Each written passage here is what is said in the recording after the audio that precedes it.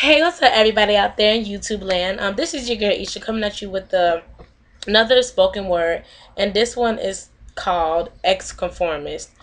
I used to be one that conformed to the world a lot, always wanting to do what the world was doing, and even though I knew that I was called to live a higher standard than the world, I just wanted to do my own thing. I wanted to do whatever Isha wanted to do. I wasn't worried about pleasing God. I was only worried about pleasing myself. So this spoken word that I'm about to do is also just a little bit of my testimony and just where God has really brought me from. You know, Romans 12:2 says, "Do not conform to the pattern of this world, but be ye transformed by the renewing of your mind."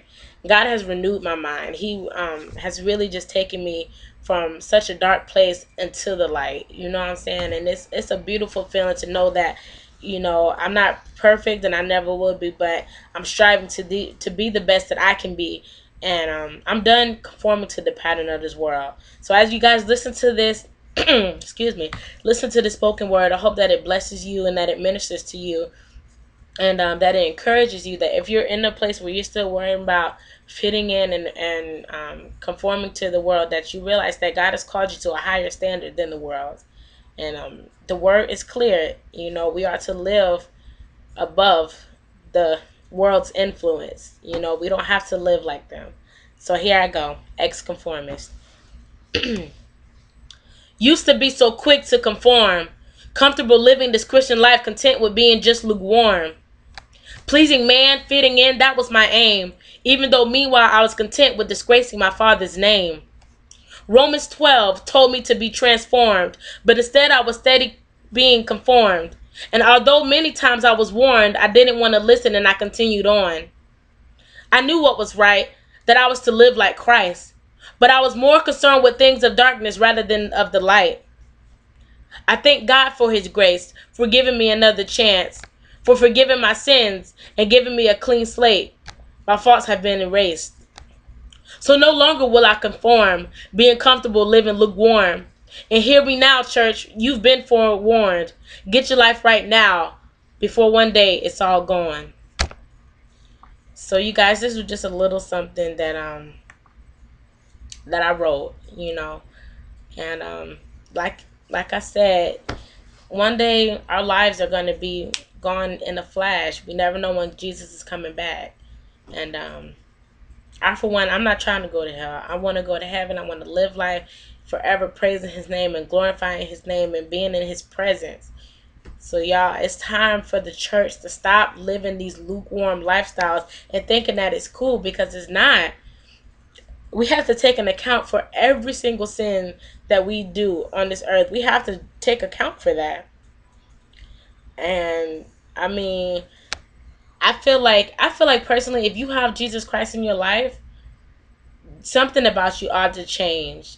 Maybe not overnight, but something within you should start to change. There should be some kind of evidence that Jesus Christ is your Lord and Savior.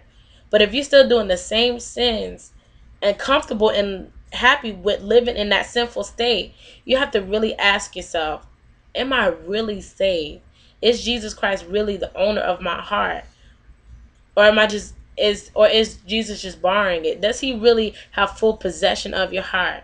Because when Jesus fully gets a hold of your heart, you can't help but change. When I was living in the world, you know what I'm saying, I was a Christian, but I hadn't fully given my heart to Christ, and that's just the bottom line. But around 2011, the beginning of that year, I told myself that I was going to start living from Christ from that moment on. And since that moment where I fully let Christ completely take over my heart and my life, there's been a lot of changes in me. There's been a lot of evidence in that.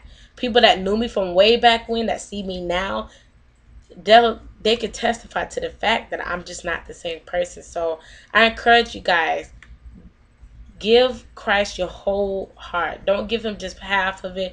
Don't give him a quarter. Give it all to him. Because once you do that, you will really start to see how great life can be, how God would just start working things out that you never even imagined would work out, how he would just start giving you crazy favor and just working things out. Like, it's crazy.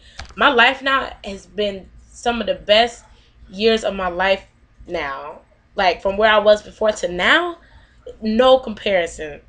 I'm done talking, y'all. But anyways, I just had to get that out there because it's just I'm tired of seeing us Christian people not standing for holiness. God says, "Be holy, for I am holy." We are representation of Christ, of God. How are you representing him on a day-to-day basis? If you're cursing, if you're having sex, if you're a homosexual, practicing these different lifestyles, if you're smoking weed and doing drugs and snorking this and going to the club every weekend and not going to church and not praying and not reading your word like you're supposed to, how are we really representing God on a daily basis? Ask yourself that, people. Time is now to stop foolishness. We are living in some last days, and the world is in trouble. There's so much happening now, and we can't afford to be playing church no more. It's time out for that. So I'm for real done talking. I wasn't planning on saying all of this, but we got to get it together, church. It's time, saints. We've got to stop acting like we ain't. We are saints. We are people of God. And people should be able to look at us and be able to tell that there's something different about us. If we're blending in, then we are not living how we're supposed to be living.